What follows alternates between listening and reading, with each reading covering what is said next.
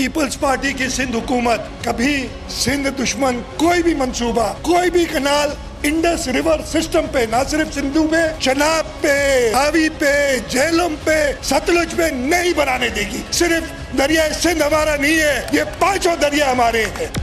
कह रहे आप किसी का पानी नहीं लेंगे, तो हमें तो खदशा यही ना कि आप हमारा पानी ले लेंगे। आप इन लोगों को मारोगे क्या? मरने जैसा तो कर दिया है, आप और क्या चाहते हो?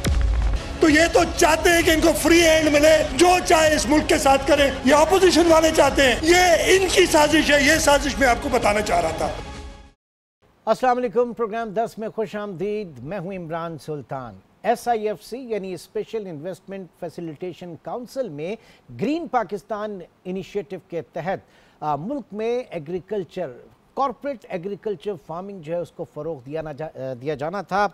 और मेन मकसद ये था कि पाकिस्तान में जो एग्रीकल्चर इकॉनमी है इसको फ़रोग़ दिया जाए और हम अपनी एग्री प्रोडक्ट्स जो हैं वो बड़े पैमाने पर एक्सपोर्ट भी कर सकें।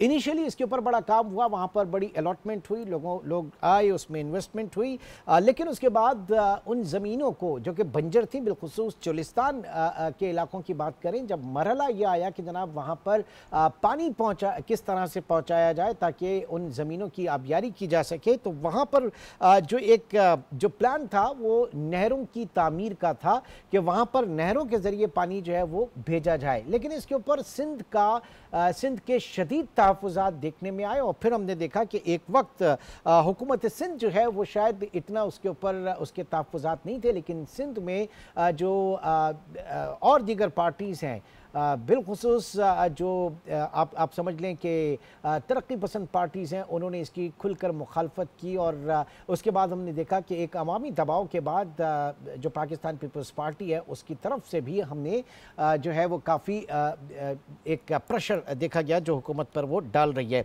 ये मामला क्या है, इसको बड़े आसानी से हम समझने की कोशिश करेंगे। अंदर कुछ लकुनाज हैं क्योंकि वो इरसा जो कि एक बॉडी है जो irrigation Indus river water system जो है उसकी एक जो बॉडी है उसके ऊपर सिंध का एतराज़ है कि जनाब ये इसकी जो कॉन्स्टिट्यूशन है ये पूरी नहीं है, ये गैर कानूनी बॉडी है। इस वक्त वो क्या मामला है और फिर बावजूद इसके कि ये मामला अगर काउंसिल ऑफ कॉमन इंटरेस्ट में लेकर जाया जाता है, जहाँ पर इस वक्त हुकूमत के नंबर्स पूरे हैं, बल्कि हुकूमत का पलड़ा भारी है, लेकिन उसके बावजूद भी वज़ीर आज़म जो हैं वो चाहते हैं कि जनाब ये मामला जो है आउटसाइड जो है CCI जो है इसको रिजॉल्व किया जाए। वहाँ पर ये क्या मामला है, इन सबको मैं जानूंगा।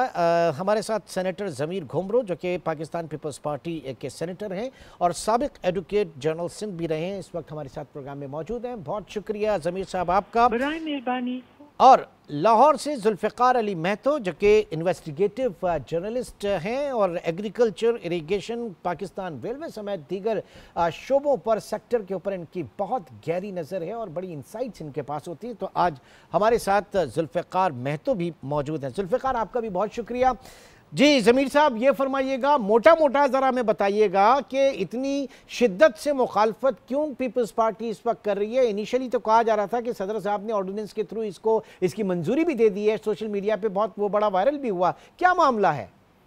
ये बेबुनियाद है, ऑर्डिनेंस वगैरह कुछ की मंजूरी नहीं होती। जो वाटर प्रोजेक्ट की मंजूरी का तरीक़ेकार है वो इर्सा एक्ट में लिखा हुआ है और इर्सा जो है वो पानी को रेगुलेट करता है और कोई भी अगर प्रोविंशियल गवर्नमेंट स्कीम लाती है पानी की तो इर्सा के पास आती है और इर्सा के पास 25 जनवरी 2024 को केयरटेकर गवर्नमेंट के दरमियान पंजाब गवर्नमेंट स्कीम लाई और इर्सा ने जो है वो 4-1 की मंजूरी से, क्योंकि इर्सा में 5 मेंबर होते हैं, सिंध के मेंबर ने मुखालफत की। वो वाटर अवेलेबिलिटी सर्टिफिकेट जारी किया चोलिस्तान कैनाल के लिए, जिस पर सिंध गवर्नमेंट ने फौरी तौर पर जब इक़्तिदार में आई तो उन्होंने ऑब्जेक्शन जमा कराए। काउंसिल ऑफ कॉमन इंटरेस्ट में जो है वो जमा कराने पड़ते हैं आइन के आर्टिकल 155 और इर्सा के सेक्शन 8 के तहत। तो ये जो है वो कहना कि जो है वो हमारी अपोजिशन नहीं थी, क्योंकि इर्सा की जो मीटिंग हुई थी वो भी गैर कानूनी थी, क्योंकि केयरटेकर गवर्नमेंट को ये अख्तियारी नहीं था। नंबर दूसरा, इर्सा की कंपोजिशन भी गैर कानूनी थी, क्योंकि इर्सा में जो है वो 2 मेंबर होते हैं जो है वो सिंध के, क्योंकि एक फेडरल मेंबर है जो वो भी सिंध से होना है, क्योंकि ये हाई कोर्ट और सुप्रीम कोर्ट फैसले दे चुकी है, क्योंकि लोअर रिपेरियन है प्रोविंस ऑफ सिंध, तो उसको ये मेंबर इर्सा फेडरल जो है वो वो सिंध से होगा, ये फैसला किया गया था और वो कॉन्स्टिट्यूशन में प्रोटेक्टेड है। तो इसका की कंपोजिशन भी गैर कानूनी थी। गवर्नमेंट के दौरान ये फैसला किया गया। सिंध की अपील जो है वो काउंसिल ऑफ कॉमन इंटरेस्ट में पेंडिंग है और एक ने भी ये स्कीम की मंजूरी नहीं दी। तो ये कैनाल का काम कैसे शुरू कर रहे थे? पंजाब गवर्नमेंट कोई ऐसी दूसरे मुल्क से आती है, कानून से बालातर है, आइन से बालातर है। नहीं, ये आइन और कानून से बालातर जो आप बात कर रहे हैं सर, एक सेकंड, मैं जरा जुल्फिकार महतू से इसके ऊपर बात करना चाहूंगा कि इरसा की जो कंपोजिशन है इस पे आप हमें थोड़ा सा बताइए कि इसमें सिंध के जो 2 मेंबर्स होंगे वो क्यों होंगे, कब इस बात की मंजूरी दी गई, इसको आईनी और कानूनी तहफ़्फ़ुज़ जो है वो कब दिया गया?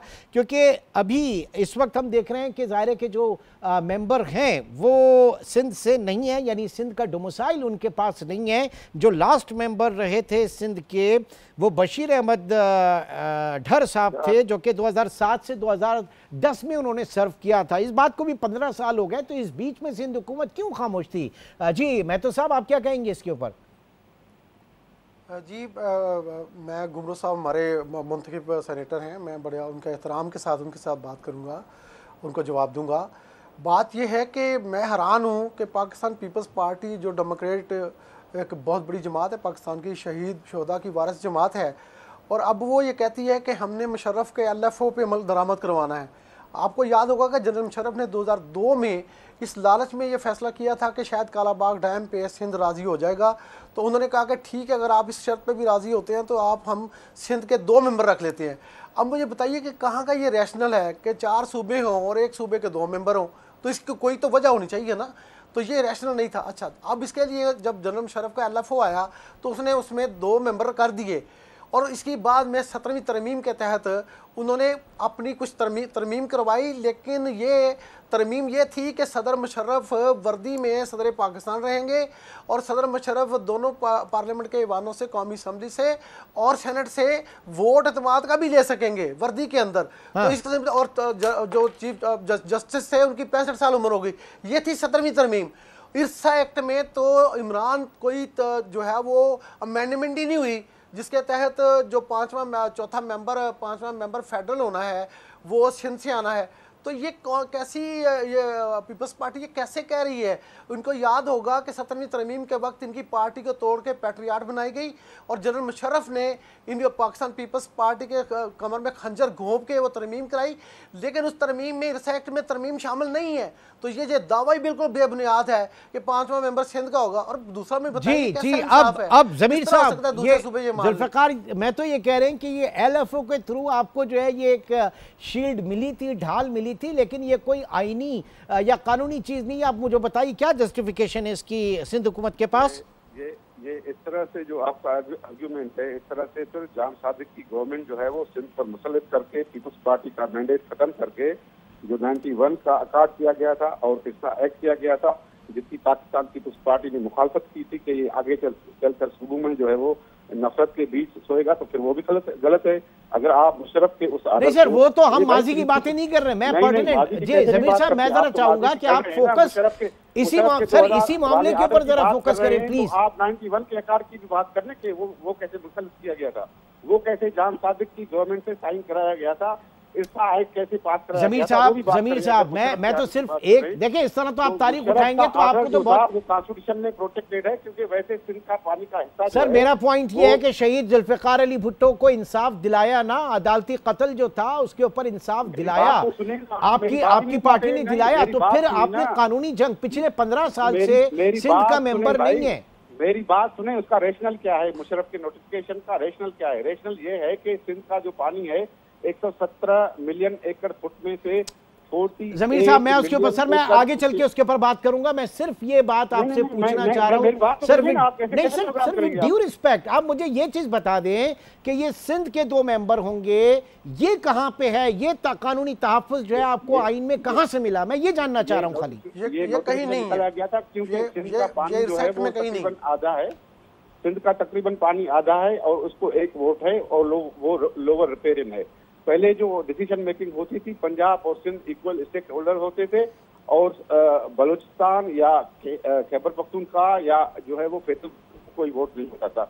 अभी इसका एक्ट में फेडरल गवर्नमेंट को भी, जिसका पानी में शेयर नहीं है, जो रेफरी का किरदार अदा करनी थी, उसको भी वोट दिया गया और 3% 8% है बलूचिस्तान का पानी, और खैबर पख्तूनख्वा का पानी है 5.8%, तो उनको भी एक वोट है। सर मैं कहता हूं कि पानी की तकसीम मुनसिफाना नहीं है। ओके राइट, मैं आपका पॉइंट बिल्कुल मानता हूं कि पानी की तकसीम मुनसिफाना नहीं है, नहीं होगी, लेकिन मेरा सवाल सिर्फ है कि सिंध के 2 मेंबर होंगे, इस चीज को आईनी और कानूनी तहफ्फुज़ कहां मिलता है? क्योंकि कहा यह जा रहा है कि यह कंडीशन था मुशर्रफ के LFO से। मुझे ये आप जवाब दे दीजिए सर, विद ड्यू रिस्पेक्ट। बताता हूं, ये सिंध हाई कोर्ट ने अपने 2017 के फैसले ने डिक्लेयर कर दिया है कि मुशर्रफ ने जो नोटिफिकेशन निकाले थे वो जो है वो आइन के आर्टिकल 270 में सारे प्रोटेक्टेड हैं। ये जजमेंट है, हाई कोर्ट ने डिक्लेयर कर दिया है। सुप्रीम कोर्ट में फेडरल गवर्नमेंट गई थी और 2021 में फेडरल गवर्नमेंट की अपील डिसमिस हो गई, तो ये लॉ डिक्लेयर्ड है।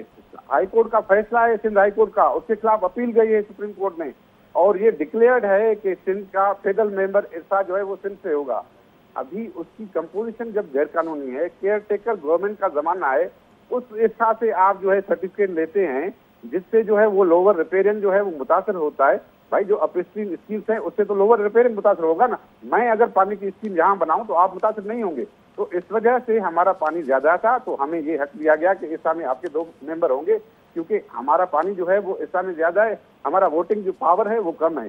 फेडरल गवर्नमेंट पहले भी रेफरी का किरदार अदा करती थी, वो पानी में जो है वो कैसे पार्टी बन सकती है सूबे के दरमियान। अच्छा, अब इसमें बशीर अहमद साहब जो हैं वो 2007 से 10 में थे, ये 2025 चल रहा है, 15 साल गुजर गए, इसके ऊपर आप लोगों ने काम नहीं किया। मैं तो फिर यही कहूंगा कि आपने अपने कायद को जो है वो इंसाफ दिलाया, अदालती जंग के बाद सारी चीजें हुई, लेकिन ये जो मामला जिसमें आज इतना बड़ा तनाज़ा खड़ा हो रहा है, इसको क्यों नहीं फिर हल कराया कि 15 साल से जो है वो सिंध के डोमिसाइल का या सिंध का जो है वो फेडरल मेंबर नहीं है वहां पर? 2014 में गुलाम अब्बास लगारी को सिंध गवर्नमेंट ने नॉमिनेट किया था एज अ मेंबर फेडरल इरसा। उसको फेडरल गवर्नमेंट ने जो है वो अपॉइंट नहीं किया था, उसके खिलाफ मैं गया था हाई कोर्ट में पिटीशन लेके कि ये फेडरल गवर्नमेंट का अमल गैर कानूनी है। हाई कोर्ट ने फैसला दिया कि फेडरल मेंबर इरसा जो है वो आइन के तहत सिम्पलर किया जाएगा, क्योंकि उस नोटिफिकेशन को आइन की 17वीं तरमीम के तहत प्रोटेक्शन हासिल है। और फेडरल गवर्नमेंट चली गई फिर 2000 इसमें इस आर्डर के खिलाफ सुप्रीम कोर्ट ने उसकी अपील डिसमिस कर दी। अभी ये कोर्ट का फैसला है, federal government is in contempt of the court decision. हाँ, नहीं तो आप जाते ना सर, उसमें जाते, आप उसमें जाते, फिर दूसरा बनी हुई है वो ऐसा कैसे फैसला कर सकती है जो है वो इसकी वाटर स्कीम्स का जो जिसकी जो है वो composition on the basis of content है, उनकी जो है वो। चलिए ठीक है, आपका सवाल जरा रखता हूँ जुल्फ़िकार महतो के ऊपर। जी जुल्फ़िकार बताइए, ये कह रहे हैं कि 17वीं आईनी तरमीम में इसको उसमें प्रोविजनिंग थी, उसको प्रोटेक्शन थी, और उसके बाद जो है ये आईनी और कानूनी तहफ़्फ़ुज़ इसे हासिल है। आप क्या कहेंगे? यार इमरान साहब, बात यह है कि बड़े ऑनरेबल सेनेटर हैं, अगर 7वीं तरमीम के LFO के साथ सारी कवर मिल गया तो 18वीं तरमीम आसिफ अली जरदारी साहब क्यों लाए? क्या ज़रूरत थी 18वीं तरमीम लाने की आपको? क्यों आपने CCI की जो फॉर्मेशन थी उसके अंदर चेंजेस की? क्यों आपने ये कहा कि सदर के इख्तियारात हम वापस करते हैं? भाई फिर रहने देते, LFO को सारा कवर तो 17वीं तरमीम में मिला हुआ था, तो आप उसमें से निकाल के कहें कि जी इरसा को तो रहने दें और बाकी सदर के जो इख्तियार सिर्फ मुशर्रफ ने रखे थे, गसब किए थे, जिसको आसिफ अली जरदारी साहब ने वापस किया, वो हम ले लेते हैं। कभी ऐसा भी हुआ है?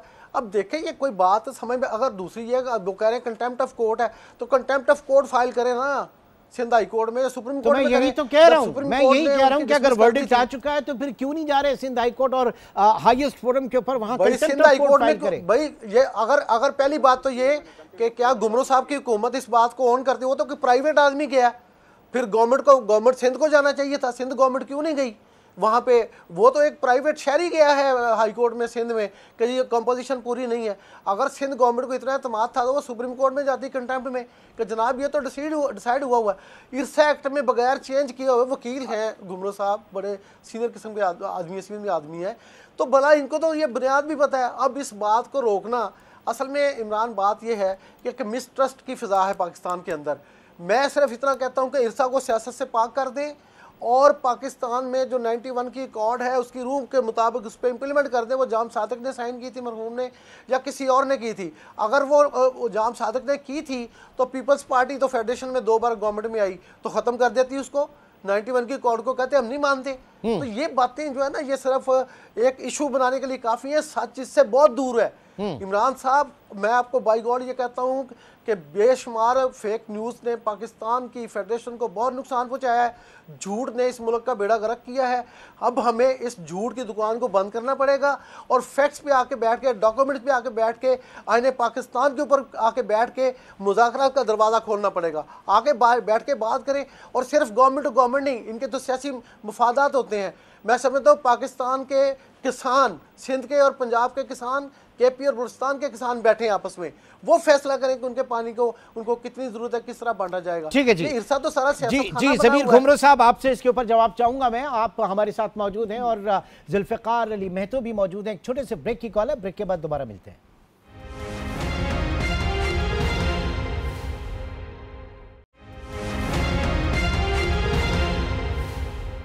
Welcome back. Zulfiqar Ali Mahto Lahore studio में और सेनेटर ज़मीर घुमरो साबिक़ एडवोकेट जनरल सिंध पीपल्स पार्टी से इनका ताल्लुक़ है, हमारे साथ मौजूद हैं।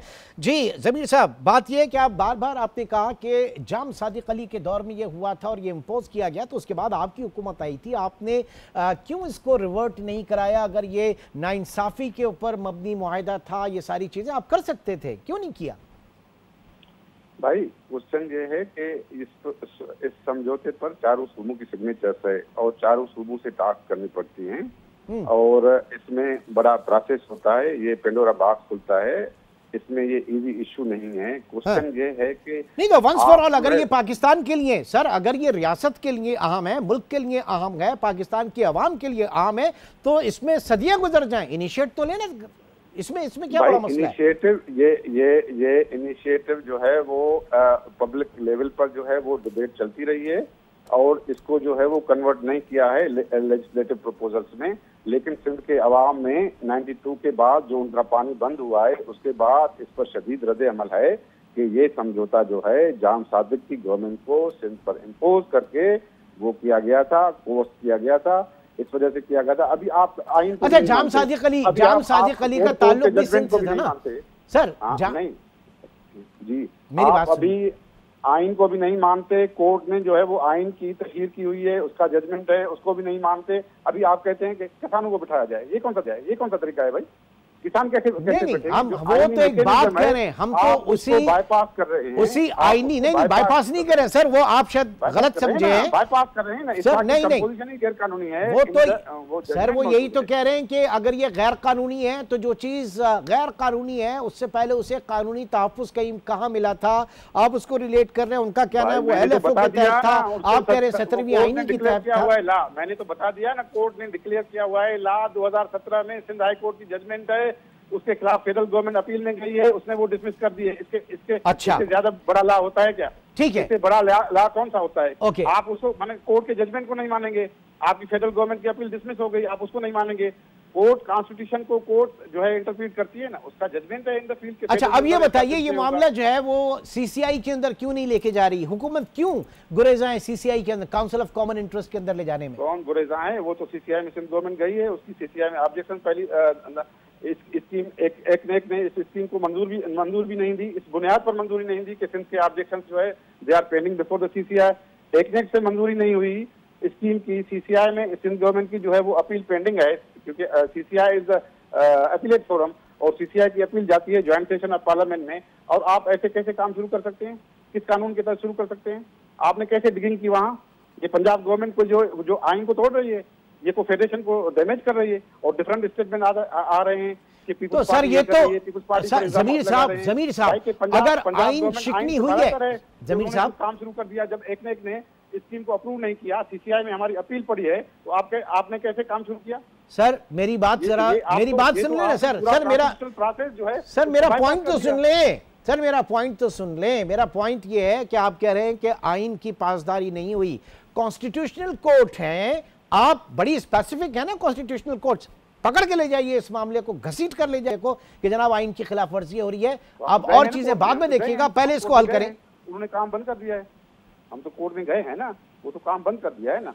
पाकिस्तान पीपल्स पार्टी कोalition को सपोर्ट कर रही है और मैटर ये एक्टिवली टेकअप किया है फेडरल गवर्नमेंट से, लेकिन फेडरल गवर्नमेंट आए दाएं बाएं उसके वजीरों के बयान हमारे खिलाफ आ रहे हैं, पंजाब गवर्नमेंट के खिलाफ वजीरों के। भाई एक ने स्कीम को अप्रूव नहीं किया, हमारी अपील जो है वो काउंसिल ऑफ कॉमन एक कैदी की जो है वो को सजाए मौत आ जाती है, उसकी अपनी सुप्रीम कोर्ट में पेंडिंग होती है, क्या उसको आप फांसी दे सकते हैं? आप यही काम कर रहे हैं ना कि आप जो है वो मेरी appeal council of common interest में पेंडिंग है, एक ने इसकी मंजूर नहीं की और आप काम शुरू कर रहे हैं। माना कि आप नहीं कॉन्स्टिट्यूशन को मानते हैं, नहीं कोर्ट के फैसलों को मानते हैं, नहीं सीसीआई को मानते हैं, नहीं एकनेक को मानते हैं, नहीं इफ्ता को मानते हैं, किसी चीज को नहीं मानते। तो इसमें सिंध के अवाम जो सरापा एहतजाज है वो सही है, बिल्कुल सिंध का अवाम बिल्कुल सरापा एहतजाज है इस पर कि कॉन्स्टिट्यूशनल प्रोसेस को बाईपास करके जबरदस्ती जो है वो सिंध पर कैनाल मुसल्लत किए जा रहे हैं, और उसका जवाब क्या बनाया जा रहा है कि ये मुल्क में मफाद में है। ओके, मैं तो साहब बात बड़ी तवील हो रही है, वो मुल्क में मफाद में चीज कैसे होगी? ओके, मैं तो साहब चीज जो कॉन्स्टिट्यूशनल प्रोसेस को बाईपास करके जो है वो शुरू की जाएगी, ओके, वो मुल्क के मफाद में कैसे हो सकती जी है? मैं तो वो कह रहे हैं कि जनाब कॉन्स्टिट्यूशन को बाईपास किया जा रहा है, तो भाई उसके लिए अभी तक क्यों हाईएस्ट फोरम को अप्रोच नहीं किया गया, या वहां पर इतनी हिलजुल क्यों नहीं है? That's a point. अब आप जरा मैं जुल्फिकार महतो से एक और सवाल रख रहा हूं ना सर। जमीर साहब मुझे वक्त दीजिएगा। काउंसिल ऑफ कॉमन इंटरेस्ट, मुश्तरका मफादात काउंसिल, इसकी जो तश्कील है, इसकी कंपोजिशन, इसके कुल 8 मेंबर्स हैं। उनमें एक वजीर आज़म खुद होते हैं, 4 सूबाई जो वज़ीर आला, जिसमें पंजाब से मरियम नवाज़ हैं, सिंध से मुराद अली शाह हैं, और इसके अलावा बलूचिस्तान से सरफराज बुगटी हैं, और खैबर पख्तूनख्वा से अली अमीन गंडापुर हैं। इसके अलावा 3 federal ministers nominated by prime minister, और वो हैं इसहाक डार साहब नून लीग से ताल्लुक़, अमीर मुकाम साहब नून लीग से ताल्लुक़, ख्वाजा आसिफ नून लीग से ताल्लुक़। तो नून लीग की इस वक्त मेजॉरिटी जो है, अगर टोटल 8 में से वज़ीर आज़म का ले लें, मरियम का, इसके अलावा 2, 3, 4, 5 वोट्स जो हैं इस वक्त काउंसिल ऑफ कॉमन इंटरेस्ट के अंदर हुकूमत के हैं, तो फिर क्यों सीसीआई के अंदर लेकर नहीं जा रही हुकूमत ये मामला? सर मेरे से क्वेश्चन नहीं, ये मैं तो साहब से पूछ रहा हूँ। अच्छा जी, ऐसे इमरान के देखें, जब शहीद जुल्फिकार अली भुट्टो ने 1973 का आइन बनाया था, हाँ। तो ये काउंसिल ऑफ कॉमन इंटरेस्ट भी उस वक्त बनी थी। हाँ। काउंसिल ऑफ कॉमन इंटरेस्ट का पहला इजलास शायद 1975 में हुआ था, तो उसके बाद से अब तक 51 मीटिंग्स हुई हैं इसकी सीसीआई की। इमरान साहब आज तक किसी एक मीटिंग में भी वोटिंग नहीं हुई। ये पाकिस्तान के वफाक का वो एक बड़ी इलामत है और एक मुकद्दस इलामत है कि जिसके अंदर कोशिश ये की जाती है कि किसी भी मुतनाज़ इशू के ऊपर वोटिंग ना हो, बल्कि सभी सूबे कंसेंसस के साथ इसका फैसला करें।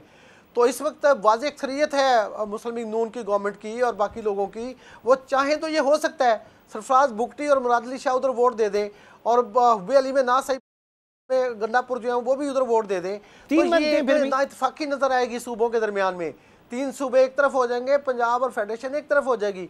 और मेरा ख्याल ये है कि जो मेरे पास खबर है कि वज़ीर आज़म पाकिस्तान शहबाज शरीफ ये नहीं चाहते, वो चाहते हैं कि इसका एक कंसेंसस के साथ फैसला हो। अगर सीसीआई में ये केस जिस दिन ये डिस्कस हो रहा हो, तो वहाँ से निकलते हुए सब वज़ीर आला इस बात पे इत्मीनान का इजहार करें कि इत्तेफाक राय से उन्होंने इस मामले का हल कर लिया। नहीं, आप उसके तकद्दुस की देखें, आप उसके सीसीआई के तकद्दुस की बात कर रहे हैं कि वहाँ पर कभी भी वोटिंग नहीं हुई, एक कंसेंसस से हुआ। यहाँ पे तो जो कानून है वो आपका कहता है कि हर 90 दिन बाद सीसीआई का इजलास होना चाहिए, और मौजूदा हुकूमत में जो है वो तकरीबन 15 महीने हो गए सीसीआई का इजलास हुए। तो इसका मतलब ये हुआ कि हम एक किसी फोरम के तकद्दुस को इतना ज्यादा मान लें कि जनाब उसमें हम कोई मसला ही ना लेकर जाएं।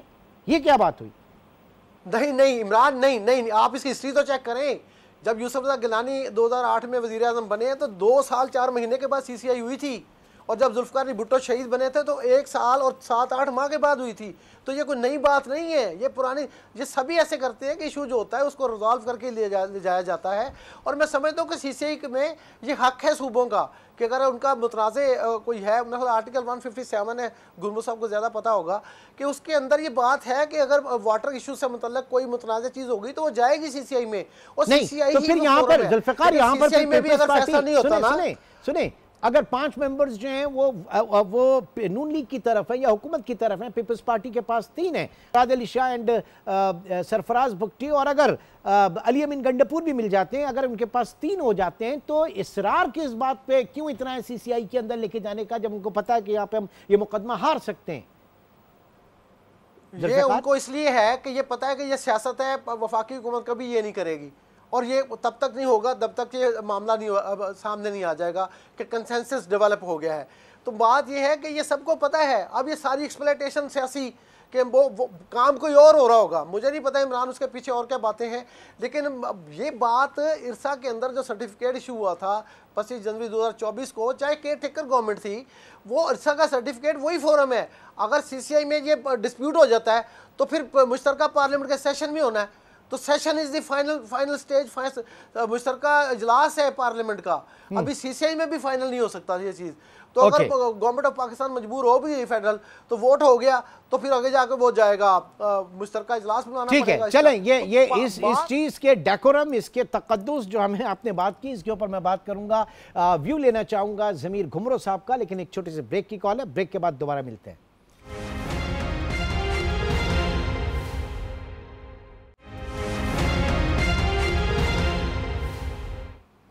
वेलकम बैक जी। ज़मीर घुमरो साहब, पीपल्स पार्टी बड़े कैलकुलेटेड मूव लेती है, लेकिन यहाँ पे CCI के अंदर उसको पता है कि उसके मेंबर्स की तादाद नहीं है, उसका वेटेज नहीं है, लेकिन इसरार CCI के अंदर ले जाने पे क्यों? जी, CCI की कंपोजिशन भी गैर कानूनी है। ये इसाक डार साहब जो और ख्वाजा आसिफ साहब को जो मेंबर बनाया गया है वो भी गैर कानूनी है। जिस सूबे से वजीर आजम होते हैं उस सूबे से दूसरा मेंबर नहीं होता, ये प्रैक्टिस रही है। और स्पिरिट जो कॉन्स्टिट्यूशन का है कि CCI as a dispute resolution forum, उसमें बराबर की नुमाइंदगी होती है। स्पिरिट ये है कॉन्स्टिट्यूशन का। ऐसे नहीं, जरा दोबारा इसको, क्योंकि बहुत अहम आपने पॉइंट रेज किया है कि जिस सूबे से वजीर आजम होते हैं उस सूबे से दूसरे मेंबर्स नहीं होते, फिर ये जो नॉमिनेटेड बाय प्राइम मिनिस्टर हो, क्योंकि ये सूबों की बराबरी का फोरम है। क्योंकि ये कॉन्फ्लिक्ट रेजोल्यूशन जो है, जो फोरम होता है, उसमें सूबों की बराबरी होती है। ऐसे एक सूबे के 5 मेंबर होंगे, 4 मेंबर होंगे, तो दूसरा सूबा कैसे डिस्प्यूट लाएगा?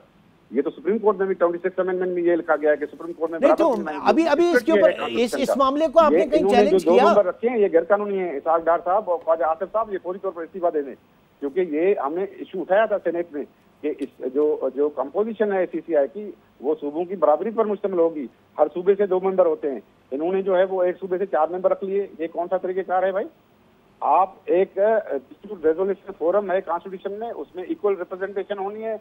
उसमें कैसे सूबा जो है वो बलूचिस्तान और सिंध डिस्प्यूट ले आएगा उनका एक नहीं, आपने अगर ये एतराज उठाया तो हुकूमत का क्या टेक था फिर इसके ऊपर? इस वजह से हम जा रहे हैं CCI में हम मुद्दा ही दूसरा लेके जा रहे हैं कि इरसा की जब कंपोजिशन ही गैर कानूनी थी तो उसने सर्टिफिकेट कैसे जारी किया? नहीं, तो यहाँ पे इरसा भी गैर कानूनी हो गई और काउंसिल ऑफ कॉमन इंटरेस्ट भी गैर कानूनी हो गया। ये तो फिर सारा मुल्क इस वक्त गैर कानूनी इसके ऊपर चल रहा है। इमरान साहब गुमरो साहब से आप तो इमरान, एक सेकंड, मैं आपको सुनता हूँ जरा। ज़मीर साहब, कॉन्स्टिट्यूशन को कहाँ इन्वोक करते हैं? कॉन्स्टिट्यूशन को इन्वोक करना चाहिए। हुबलवतनी वही है, सबसे बड़ी हुबलवतनी ये है कि आप कॉन्स्टिट्यूशन को इन्वोक करें, लॉ को इन्वोक करें।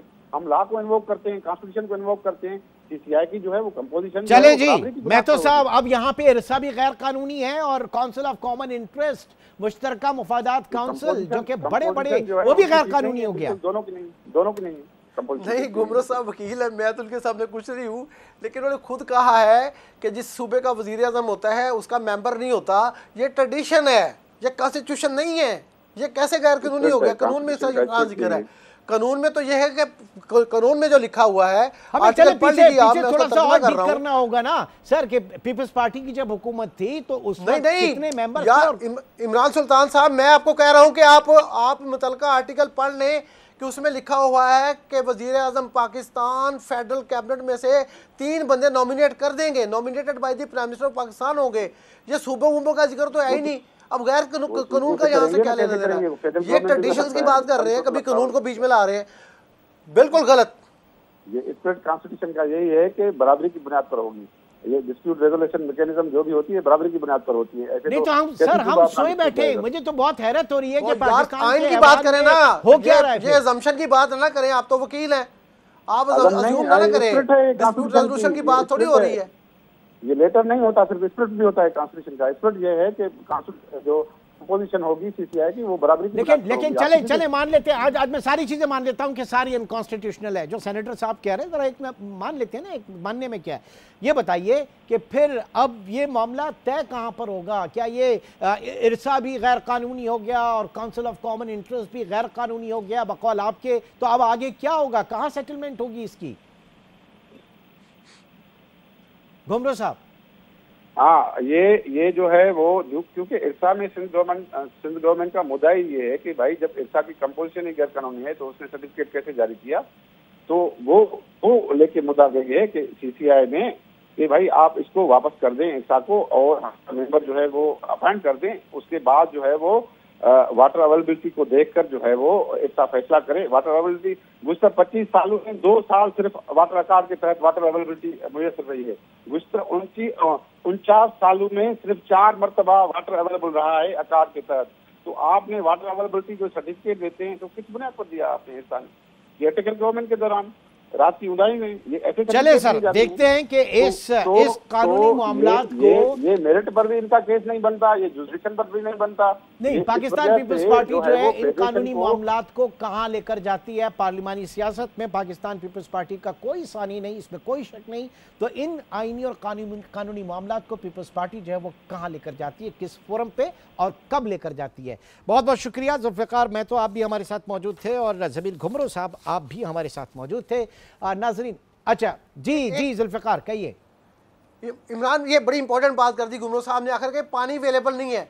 ये 31 मार्च जो आपसे 12 दिन पहले ख़त्म हुआ है, उस 31 मार्च को मैं ये आपको फिगर पूरे इत्माद से और पूरी जिम्मेदारी से बता रहा हूँ, 21.99 मिलियन एकड़ फीट पानी हमने समंदर की नज़र किया है। पानी अवेलेबल क्यों नहीं है?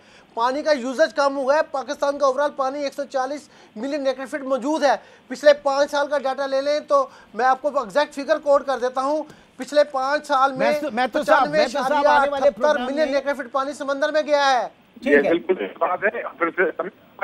समंदर हमारी इरिगेशन का डाटा कोटरी बराज का रजिस्टर चेक कर लें। समंदर हमारी जमीन कैसे निकल रहा है भाई, ये तो बता दें जुल्फ़िकार साहब।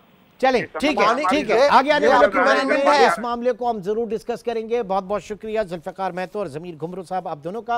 नाज़रीन, आज के प्रोग्राम से इतना ही। ये पानी के ऊपर जो सियासत हो रही है, पहले हम इसको इंतज़ामी मसला समझ रहे थे, लेकिन ये खालिसतन सियासी मसला है और अब तो अल्हम्दुलिल्लाह ये गैर आइनी और गैर कानूनी भी बहुत सारी चीज़ें इसमें हो चुकी हैं। आगे आने वाले वक्त में इन चीज़ों को ज़रूर मज़ीद डिस्कस करेंगे। इस वक्त आपसे इजाज़त चाहते हैं। टिल देन टेक केयर, अल्लाह हाफ़िज़।